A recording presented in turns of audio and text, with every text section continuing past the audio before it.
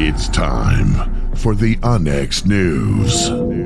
Extraterrestrials, time anomalies, dimensions, remote viewing, UFOs, UAPs, and USOs, ghostly encounters, abductions, Bigfoot, and more. Your end of the week news source for everything unexplained. Here is your host for the Onyx News Podcast, Margie K.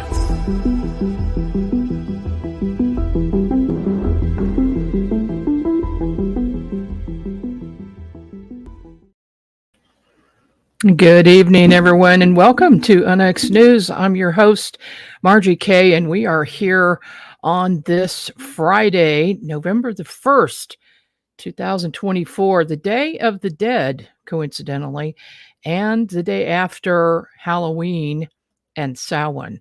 So we are still in a spooky mood. If you didn't hear the show last night, you might want to check that out, because if you're into spooky, scary stories that are real, we had some amazing stories last night from some of our show hosts, and I think you would enjoy that. Absolutely.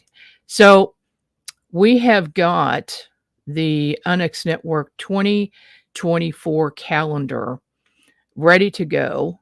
Take a look at it at onyxnetwork.com, 2025 calendar. And of course, all of the spooky, paranormal, weird holidays are included in that calendar that you will not find anywhere else in any standard calendar. So do check that out if you would. Tonight, my guest is Heather Autumn, and she's with Autumn Becomes Me. She started the blog in 2013, and in 2022, it became a YouTube channel. She travels all over the New England area looking for fun or exciting things to film, or cooking up something delicious in her kitchen to share with her viewers. She's also a certified life coach, focusing on helping people build better lives for themselves. She lives in Massachusetts, just outside Boston, with her two cats, Tybalt and Moto. Welcome to the program, Heather. Hi, thanks so much for having me. Well, I'm so glad you could join me on such short notice. I found your blog online, and it was so intriguing that I thought, I think I need to get this lady on my program so we can chat a little bit. Well, I appreciate that.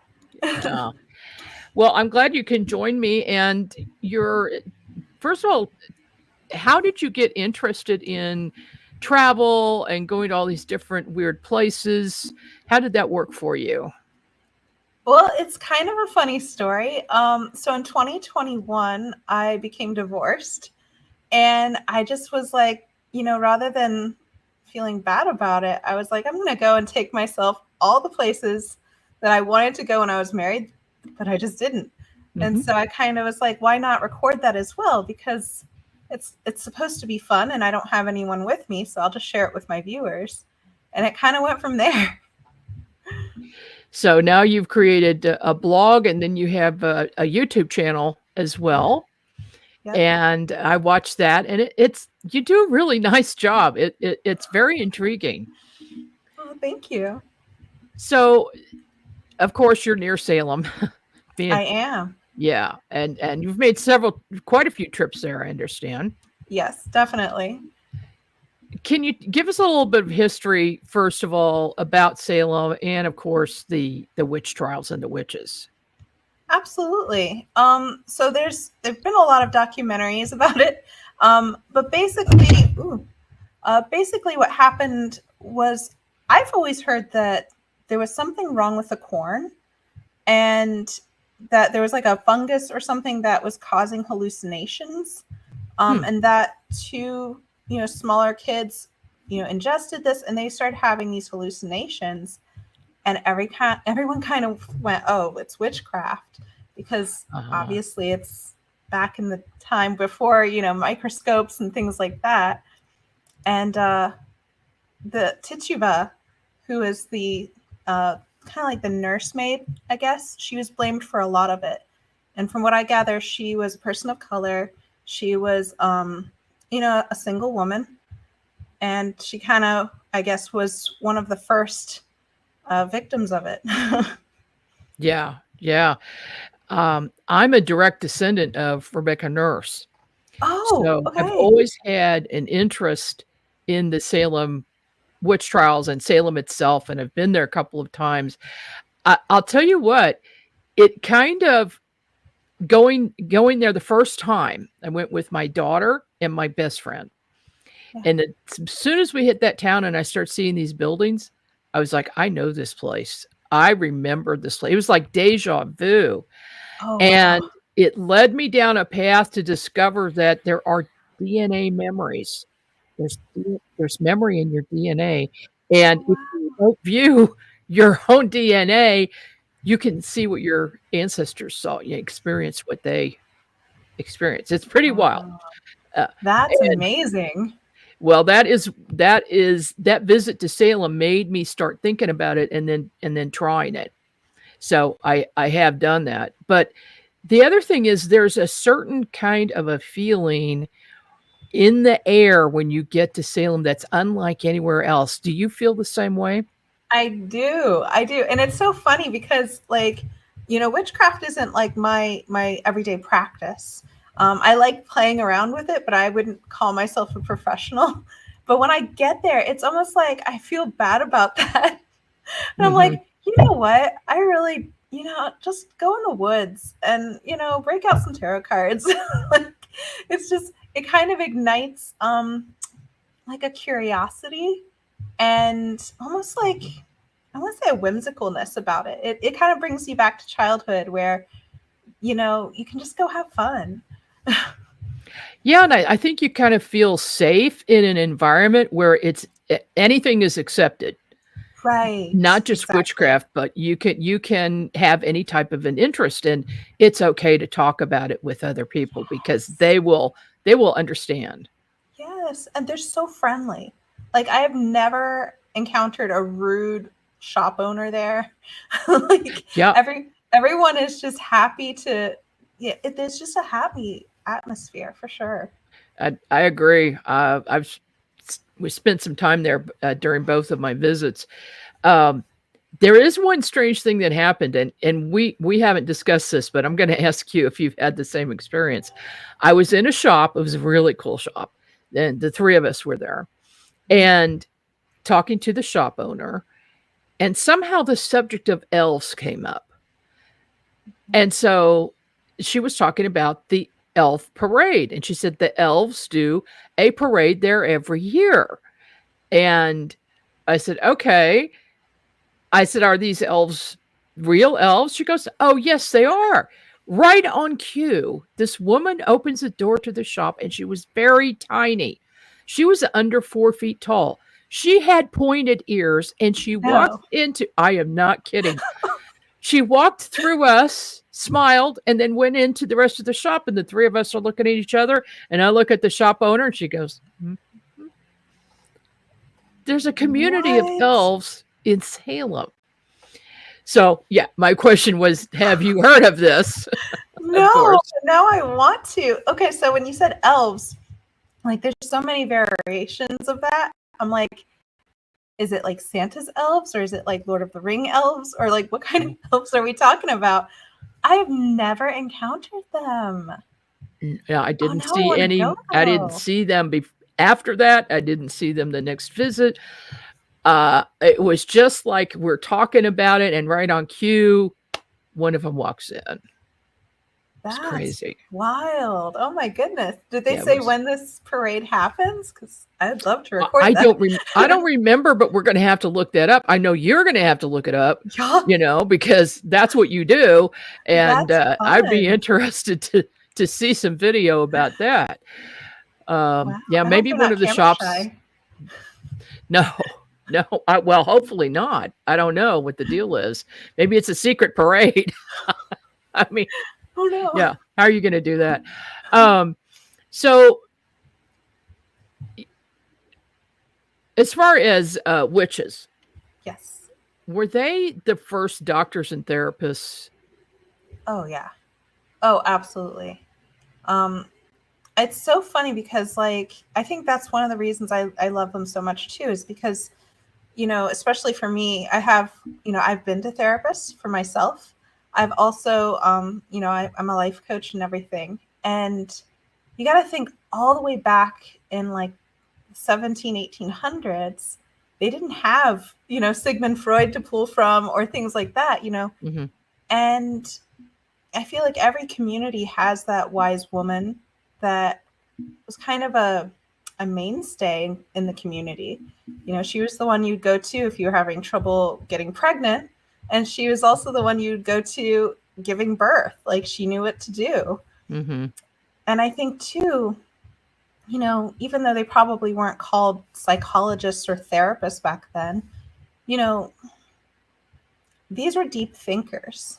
They had, you know, the ability to kind of see beyond, I want to say, what everyone sees normally, you know, in their day to day, and see more of the deeper spiritual side of things, as well as maybe some of the emotional stuff. And then I even think about, like, you know, if you had something like epilepsy or depression, you know, did they know, oh, valerian root will help with depression? Or, Mm-hmm. you know, and we call it potions and things, but it could also be just early doctor pharmaceuticals. Right. Exactly. Yeah. So there are a lot of misconceptions, and it makes you wonder. Of course, there was a time when witches were good. That like you said, they would go visit the local witch for assistance with any type of ailment or issue, and then they became bad. So yeah, Yeah. all bad. Even the good witches were bad, and then they did some really, really horrible things to them. They blamed terrible things. They blamed curses on them. They blamed their crops, failing crops, on witches. They thought they had the ability to do that. I know. No, they just knew the secrets of natural herbs and you know, things in the field, and they shared that information down through their family lines. Right. Yeah, and there still are witches today, real witches today. And you've had some interactions with real witches. Can you tell us about that? Yeah. So I go to a thing every year. It's because it's one of the most viewed episodes on my channel. And it's called the Salem Night Fair, which it has a very spooky air about it. I don't know if it would be well taken by little children because it does really embrace kind of the darker side. But even there, a lot of the witches I've encountered have been really friendly. And one in particular, I just met them this year, where this woman went by the house Freya, and she did all kinds of really beautiful candles. I actually have one burning right there, and it's just beautiful how she puts crystals in them. She puts helpful herbs that are supposed to enhance whatever you're going after on them. And they smell great too, by the way. So even if you don't like go for that, at least buy it for the smell. But she was very friendly. And then I also talked to the Elder Sisters, and it's a group of 3 women who they are witches, and they make really great bath salts, and it's so relaxing and nice. And you know, and a lot of them too are just they have an interest in more homeopathic, you know, healing, or which I really appreciate. You know, doctors and pharmaceuticals definitely have a medical place, but it's so nice to have a gentle, you know, way of comforting yourself when you're, you know, rather than taking an aspirin, it's nice to go and take a nice bath soak sometimes. Oh yeah, I absolutely believe that the natural way is best. And there are so many things that people can do for themselves using natural products, or, you know, if they learn how to grow their own herbs or forage in the forest. But if not, you go to someone who does know these things. And to me, that's a lot better than putting chemicals in your body. I agree. And also too, it's the intention. Like, I don't know, I get mommy feelings like, oh, this person made this really gentle, nice, soothing salve for me. And it's like just the intention that they want you to feel better. Mm-hmm. Like, how can you be mad at that? Mm-hmm. It's so nice and comforting.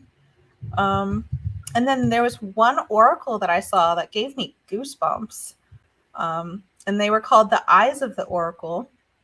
And they did a card reading on me, which again, like I have a very psychological approach to things.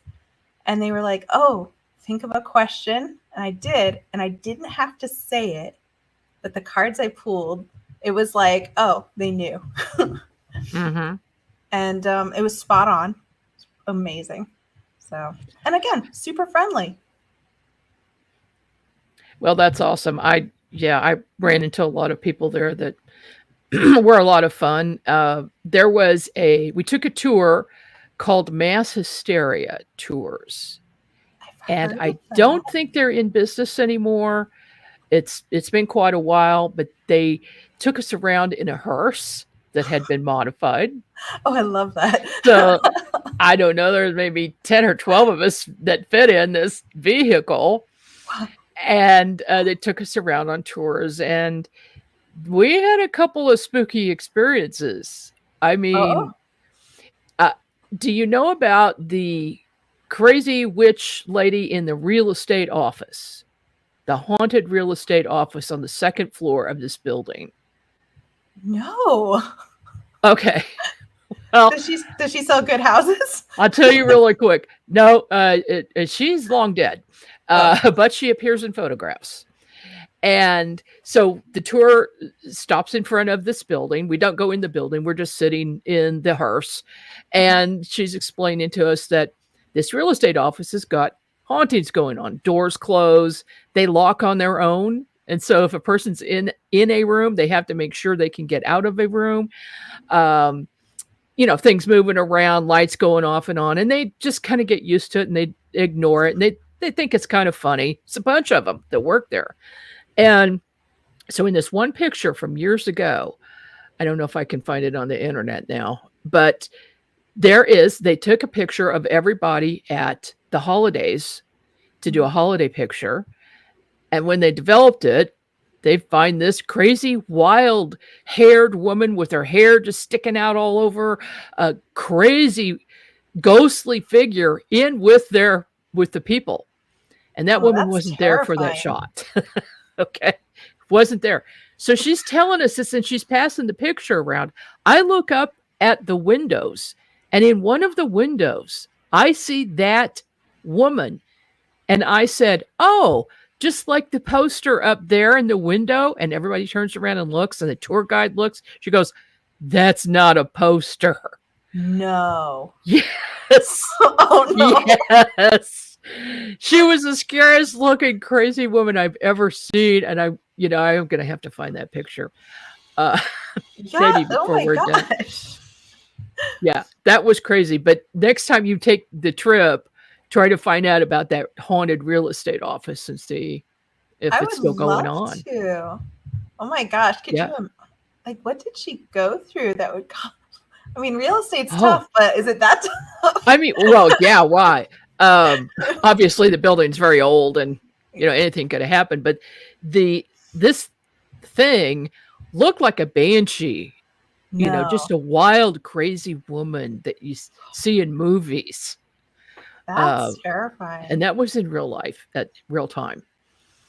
How did you feel seeing that? I was like, oh, okay, I thought that was a poster. No, it's not. And the tour operator opted to leave very quickly. And we weren't unhappy with that decision. That was just hoping that she wouldn't attach herself to us or leave that building. But obviously she couldn't leave that building. She seemed to be, maybe she's trapped there. I don't know, but she didn't follow us.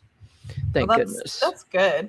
Yeah. I'm sad that she's trapped at work though. Yeah. Oh, that's funny. Especially in a real estate office. I know. Oh gosh. Yeah, I'll bet she's bored. I'll bet she's really just trying to liven things up around them when they're working and Yeah. causes them, grief, hiding If their I was clip. stuck at work forever, yeah, Yeah. I would be a mess too. Oh my gosh.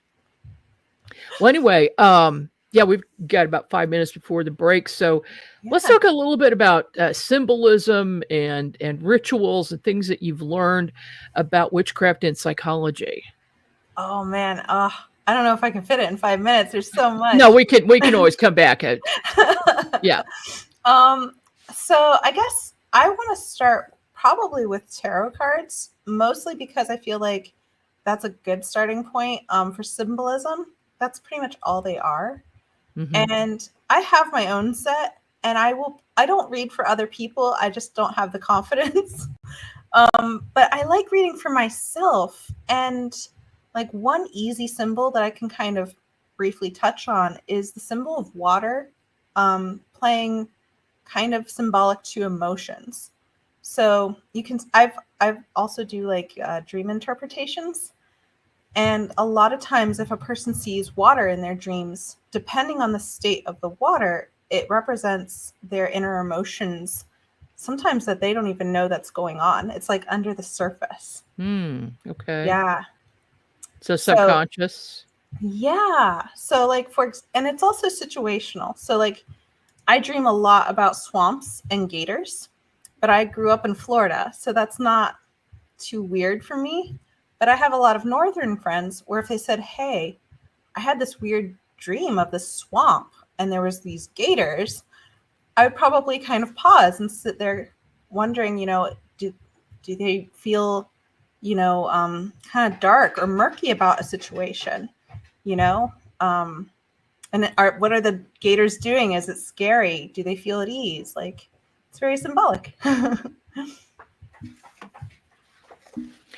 Yeah. So yeah, I didn't know you did dream interpretation too. That's interesting. Yeah. Oh, sorry. Yeah. It's a fun part of my job. Because again, it's all about the subconscious. And that's probably the best way that your mind will talk to you is through your dreams. So I encourage all of my clients to try to keep a dream journal, like by their bed. And Mhm. even if it's a little snapshot of a dream, like it's good to record it to get in the habit of that. What can that tell you in a journal? What can that when you first wake up in the morning and you write down what you remember for your dreams? I mean, a lot of times people forget completely about their dreams, so it is important to write them down right away, right? Right. Yes. Oh, sorry. I would say meditation helps. So if you want to even just start remembering your dreams, meditating on a regular basis helps. Another thing I do is called check-ins throughout the day, where sometimes I'll just ask myself, and it sounds so silly, but I'll be like, "Oh, are you dreaming?"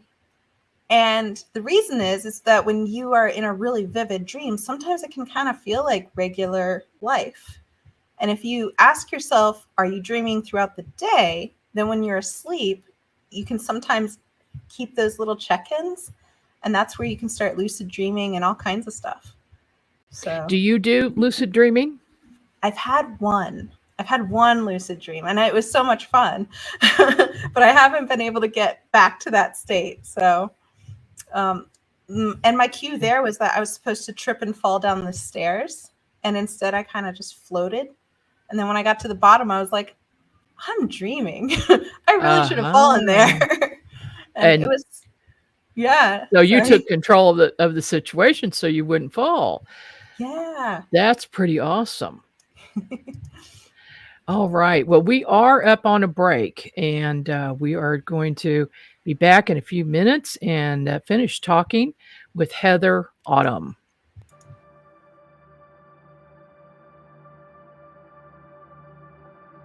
Unlock the mysteries of the spirit realm with the new book, Meeting Wallace. In this channeled work by renowned psychic medium Larry Costa, the reader will delve into the profound wisdom of his spirit guide, Wallace, Together, they share the transformative journey of harnessing psychic powers from the celestial plane. Discover the extraordinary psychic gifts that have empowered Larry on his path, and immerse yourself in a thought-provoking and awe-inspiring read. Meeting Wallace is a groundbreaking endeavor, and it is a perspective seen through the eyes of a spirit guide. Discover the wisdom of the spirit realm alongside actual photographs of ghosts and spirit guides. Get the book Meeting Wallace by Larry Costa at Amazon.com.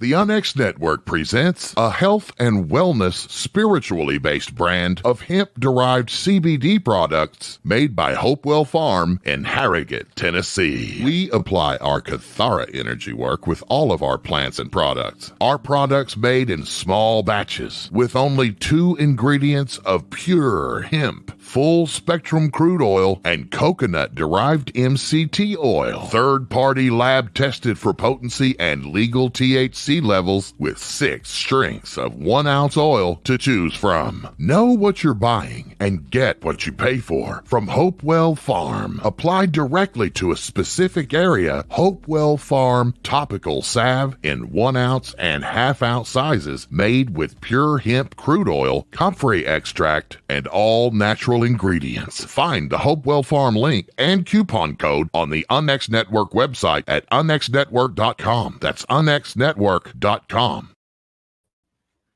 We're back with Onyx News. I'm your host, Margie K. And this evening we are speaking with Heather Autumn about some of her travels and experiences and, with witches and witchcraft in Salem. Salem is a cool town and there are lots of places to go. This place in particular caught my eye when I arrived, and I couldn't believe how old it was and how haunted it was. What was your experience with the House of Seven Gables?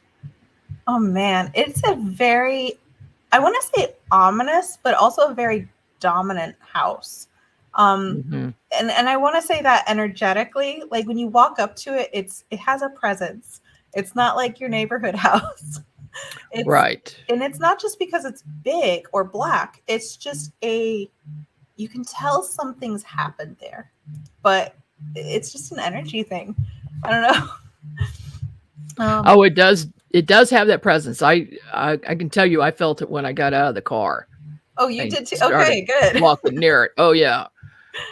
Yeah, absolutely. But it's nice that it's kept up, and there's a history that is preserved there. I'm really happy that Salem is not completely commercialized crazy. And there's still pockets where it's like preserved. They seem to have done a pretty good job at preserving history and these buildings that are from the 1700s. I mean, yeah, you just don't see that anywhere else. It's kind of rare. Now on the East Coast, there are places. And of course, that's where our civilization pretty much started in the U.S. Besides Florida before that. But so what are some of the cool places you visited in Salem? Oh my goodness. So there's a place here it is. So the Coven's Cottage. I don't know if you've been there. I have not. Sorry. So it's just so Instagrammable, but they don't let you take pictures inside, which I'm so disappointed about. But it's like when you walk in, it's exactly how you imagine a witch's store to look like. There's herbs hanging from the ceiling. There's all kinds of like sage bundles, but they're not just sage bundles. They're like decorated with flowers. They have all kinds of like, if you're looking for a specific item for your spell work, they have different little pots where like one is like crushed eggshells. Another was like, I want to say deer antlers or something. Like it sounds creepy, but they do it in such a beautiful like way that it's not scary. And then I've also been to Oak and Moss, which is a newer store. I want to say that it's opened in the last 2 or 3 years. I want to say more like maybe it was 3 or 4.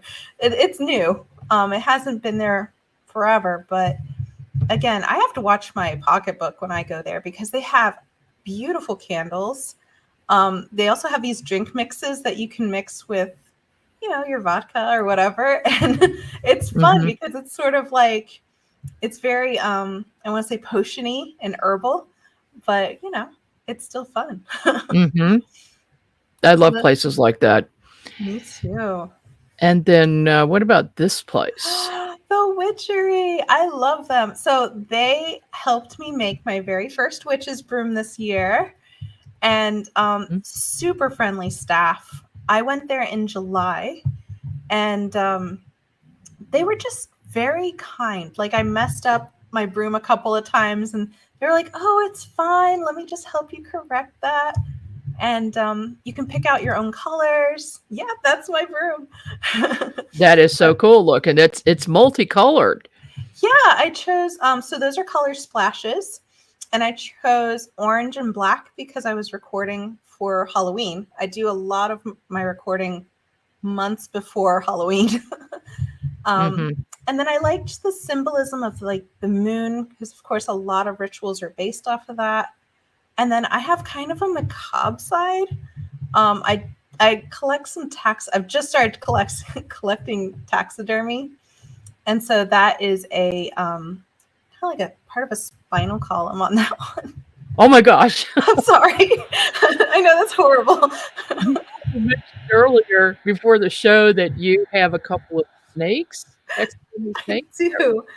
I do. Okay, so past Salem, there are other events I go to throughout October, and one is hosted by the I want to say it's an oddities shop called Evens and Oddities, and so they have all kinds of different vendors there. It's a great fun. It's another very popular thing. But so last year I got this guy. He's a little snake in a jar. Oh my. And I decided to name him Frank. And he lives like with my crystals. Okay. So I like snakes because they're kind of symbolic of just transformation and rebirth. Yeah. And he looks creepy, but he's just chilling. He's happy. And I decided to get him a friend this year. This is a rattlesnake. And it's preserved. Goodness. And I actually I don't want to see a rattlesnake unless it's in glass. Well, I had my viewers name her because I don't know. I felt like he was a he. I have no proof of that. And I just felt like she was a she. And I was like, what do I name her? And one of my viewers came up with the name Marilyn. So I have Frank and Marilyn, kind of like Frank Sinatra and Marilyn Monroe. Uh-huh. Yeah. Okay. Sorry. Interesting. I'm so That's sorry. okay. Now, what else? I mean, I know you, of course, you've been to Salem many times. What kinds of festivals happen in the area? What is really interesting? Yeah. So once a year, they hold the Witches and Psychics Fair, which I want to say if you don't like the super spooky side, like the Salem Night Fair, I would recommend this, especially if you have like smaller children. And I've been there once, and there's tons of different vendors. Some of them sell more cutesy things, I want to say. So, cross stitch is one thing I saw. It was like little witchy sayings, and there was a vendor who did just witches' hats and things like that. Mm-hmm. And I would also say that there's a lot of, it's about witches and psychics. So if you're new and you want to get your tarot read or your palm read, then this is a great starting point. How many witches are there in Salem? Oh my goodness. I don't know. I want to say that there's probably quite a few because it seems like every store has at least 2 or 3 that you can schedule with. Yeah. Several years ago, I looked it up. I can't remember what it is, but there were a lot. And it's a community of psychics and witches, and like you said earlier, people who read tarot and do palm reading and things like that. So it'd be a fun place for anybody to visit, just to to have a good time and get those things done. But these gals are real. Yeah, They're for real, they are. and they're super nice. There is one place. Oh gosh, this place looks intriguing. Vamp Yes. Fangs. What is this one all about? So there's actually parking near them, which is why I know about them, because I walk past. Uh-huh. And they make custom vampire fangs. So if you are interested in having your own set of fangs, from what I haven't had them, I haven't gone there and experienced that, but from what I've heard, they'll take an imprint of your mouth and everything. Yeah. So I am going to do a vampire show sometime soon, probably at the beginning of the year. So I definitely want to get in touch with this group to see what that's all about, because I wonder if they make permanent ones in addition to the temporary ones. I'll bet there are some people out there who would do that. I've heard of dentists doing that, but I'm not sure. I think they do it with like a resin. They don't actually file down the teeth. Oh gosh. Yeah. No. Pretty permanent. No. Probably adding something on that could be removed. Yeah. I think that would be the safest. Yeah. There was goodness. I saw a program once, and it was kind of geared towards that, where they use it's kind of like the same enamel that they use when they fill in a cavity, and they use like a little UV light to cure it. Mm-hmm. I don't know of any reputable dentists that do that. No, I don't either. I don't think any of my dentists in Kansas City would do that. But they should. If it doesn't hurt the tooth. I suppose to each his own, right? Right. And then what about this place? Oh, I love Hex. So Hex is a bit, I want to say darker, but not like, again, say if we're going to use Salem Night Fair as like the darkest, scariest, Hex is probably in the middle. It has things like voodoo dolls, and they do have like a little altar where if you want to kind of write something to your loved ones and then put it there, they do a ritual for it. But I do want to say they're a bit darker. They sell like railroad spikes and things for hexing, as opposed to maybe just positive spell work. So if you're really, really hacked off with somebody, that would be the place to go. It has its place, yes. But be forewarned, because there is such a thing as karma, right? Yeah, that's probably why I wouldn't hex anyone, just because I would be afraid of it coming back to me. But I'll let somebody else do that. Of course, there are extreme circumstances, but that's true. Like if your husband snores or, things like that. So what has Salem evolved into over the years? What is it now? Is it all commercial? Is it a tourist trap? What is it? I want to say it has, in my opinion, this is just me, but I do feel like it's gotten very touristy, especially during October. And I get it. Like, it's a popular area for things in October. Why not? But I've also kind of noticed it being a little touristy, in its off season, like in July. And I only say that just because I feel like sometimes the shops or the parking or the interactions can be expensive when maybe they shouldn't be. Right. But I also want to say, like, that's kind of Boston in general, though. Like, parking in Boston's insane. So maybe there's no free parking. No. Right. Yeah. And probably a limit on time too. Absolutely. Because of all the people. Oh, absolutely. In fact, like, especially during October, it's wild there. There are so many people. So I want to say, if you're not a fan of crowds, Um, you might want to go earlier in the day. So a lot of the shops will open around 11ish. So I want to say if you show up around 11, maybe get some breakfast at like Gulu Gulu, and wander around. That should be fine. But definitely towards the evening, it gets more popular. Oh, I'll bet. Do you see people walking around in witch attire? Oh yeah, that's normal. That is completely normal. Oh, okay. All year. All year round. That is the place where if you want to wear your witch's hat, or if you have a favorite Harry Potter house that you associate with, that's the place to wear it, and nobody will question you. Nobody will think it's weird. Yeah. It's great. It's probably the only town in the United States where you could do that. Oh, probably. I would. Yeah, it's just, and they embrace it. They just go for it. Yeah. Yeah. So what's good about the place? Is it very accepting of everybody? Absolutely. I think that's one of the things that I really like about it is they allow curiosity, right? So for people like me who, maybe they don't, I don't have like a practice, like I've, said, but I have curiosity sometimes. So if I have a question about a tarot card, they're not going to roll their eyes at me. And, it's just very positive. They're willing to sit down and kind of talk things over with you and get your questions, give you insights.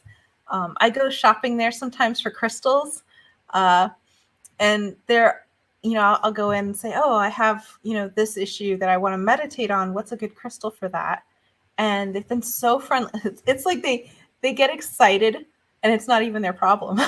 They're like, let me help you find this crystal. And I love that energy. Yeah, and it's good to talk to an expert sometimes when you need help with something. Absolutely. Now, do you have some of your crystals with you this evening? I do. I have 3 that I picked out. Oh, sorry. Yeah, let me see them. Oh, so I have this. There we are. That's unusual. Is that selenite? This is a pyrite sun disk. Oh, wow. And it's supposed to be good for prosperity and money things. I love it. So it's kind of a little bit rare. It's one of my more expensive stones, but yeah. I have not seen one of those, and I thought I knew all the crystals. So, okay. Interesting. I also have this one, which is ocean jasper.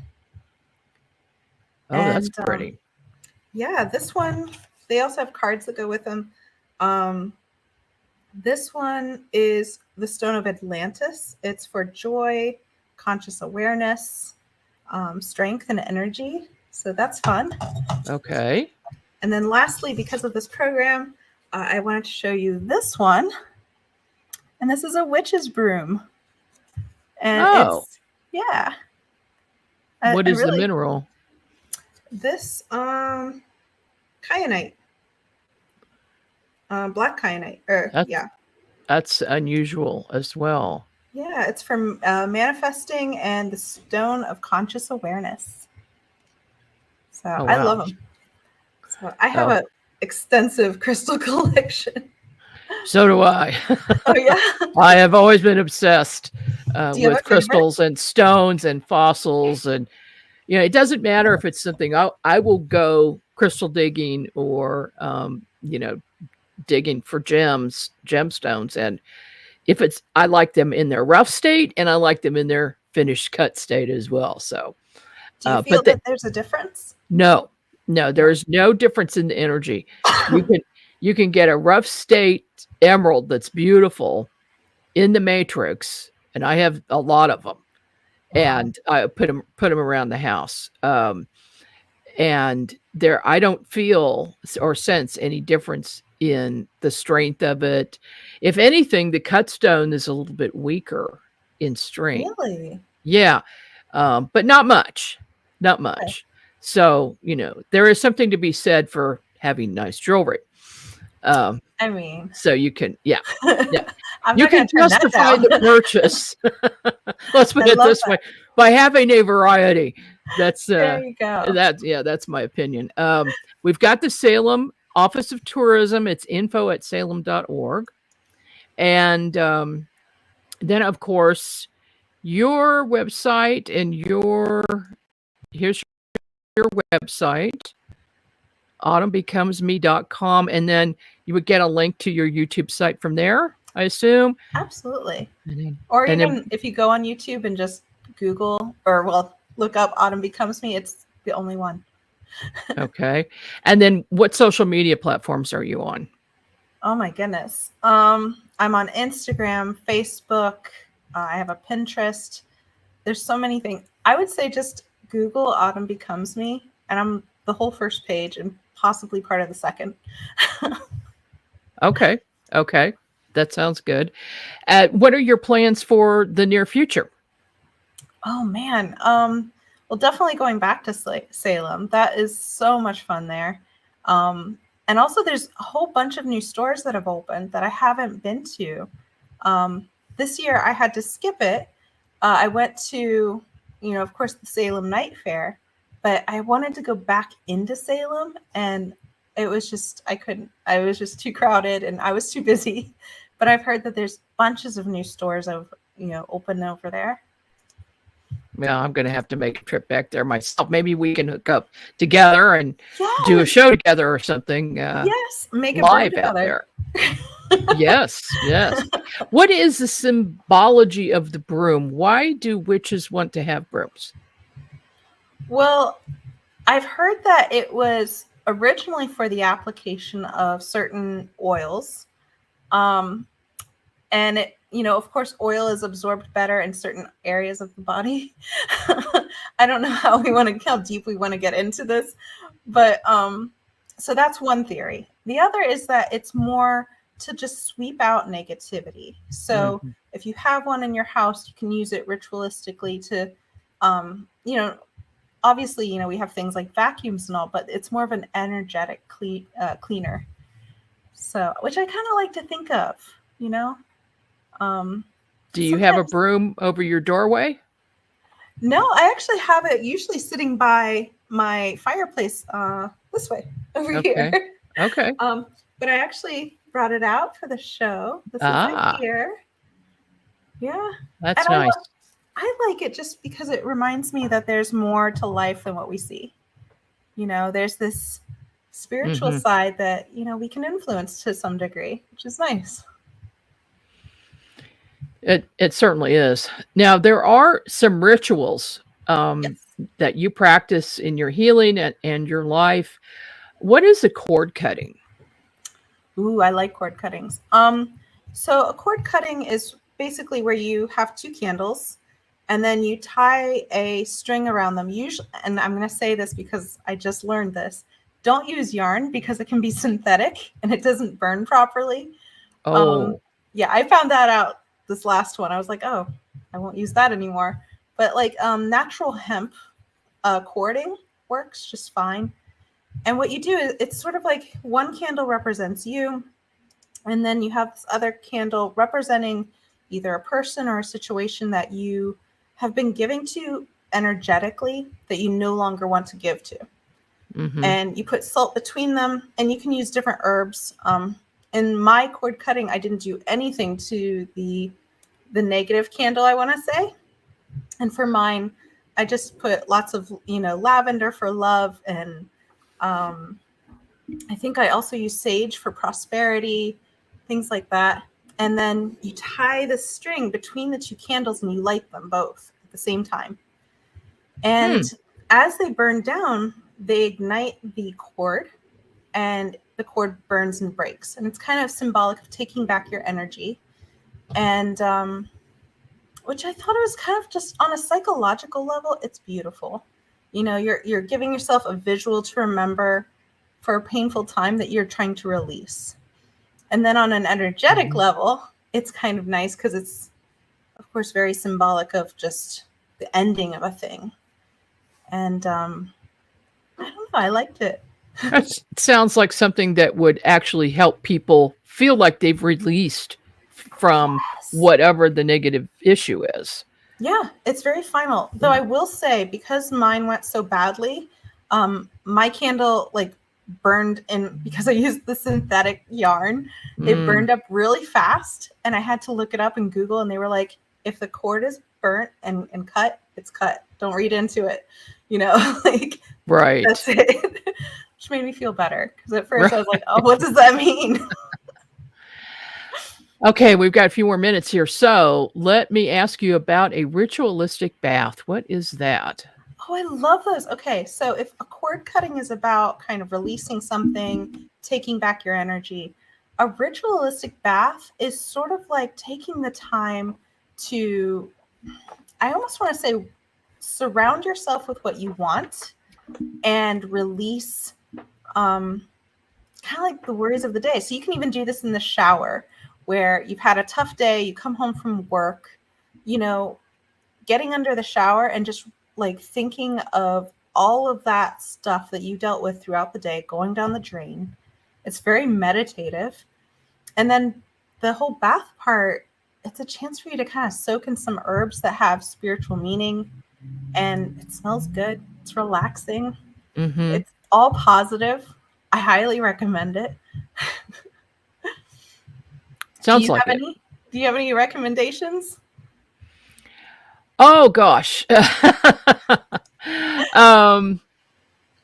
Yeah, but I do most of my work like that, like a cord cutting, by visualizing it during meditation. Ooh, I like that better. So a lot of people believe that every single relationship you have in your life, there's a cord leading from your solar plexus to that person. Mm-hmm. And whether it's a fleeting moment or it's a long-term thing. And so when I meditate, I visualize a cord going to that particular person that I want to distance myself from, and then visualize some scissors, and I cut it right in the middle between the two of us.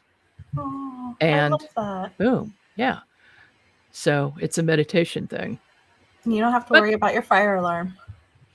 Oh, that's true. Or synthetic cords. Exactly. Yeah. So then what about, do you do a lot of work with the tarot cards? I do. Actually, I would say if there's one tool that I use the most, it's tarot cards. Okay. Yeah. Okay. And is that something you do on a regular basis? And do you do it for other people as well? I don't do it for other people just because I don't have the confidence, but I do it a lot for myself, especially for like problems I want more insight on. I don't necessarily do it for the future, because I feel like the future is changing so much with every decision that it's hard to, like, if it says I'm supposed to do something, like, and I don't, what does that mean? I overthink a lot. Okay. Which is another reason I do the tarot, because if I need insight on something, it's almost like a very direct way of like channeling on a question as opposed to the future or the past. Right. And we've got a question from chat. How many decks do you have? I have 3. I have a traditional Rider-Waite, and then I have one that is inspired by dreams, and then I have a shadow deck. And I use them all for different reasons. What is the shadow deck? The shadow deck is more, I think it's called that because it's artistically, it's a black card and the designs are done in gold. I wish I had that with me, but it's a beautiful card, but I kind of like using it more for like the deeper, like I'm dealing with a trauma. How do I see this trauma differently? Is it helping me in some way? Is there a way to release it? And I don't know, just having a darker deck kind of keeps me in a mindset that, oh, okay, this is a different part of psychology than the happy part. So for people who identify as witches, how do they find out about meetings in Salem? Oh, man. So I would start with the Boston calendar. There's always tons of like events happening, especially around October. But I would also check Meetup, meetup.com. There's, yeah, I think you probably have a better bet looking there as opposed to the Boston calendar. If you're looking for like a coven to join or meditation groups or tarot readers, I would go there first. All right. Well, golly, Heather, an hour has gone by way too fast because I've got a myriad of questions. I know if we get together, we will be talking for hours on end. But thank you so much for being on the program tonight. Oh, thanks so much for having me. It was fun. Well, I really appreciate it. And hopefully we'll get together again soon. That sounds great. Thank you. All right. Good luck with everything that you're doing. Thanks. Bye-bye. Bye. Well, this was another episode of UNX News. Sticking with the dark side, a little darker side than normal, witchy stuff. And of course, we are a paranormal channel, so we have to cover this. Thanks for joining me this evening. And I'll see you again next week.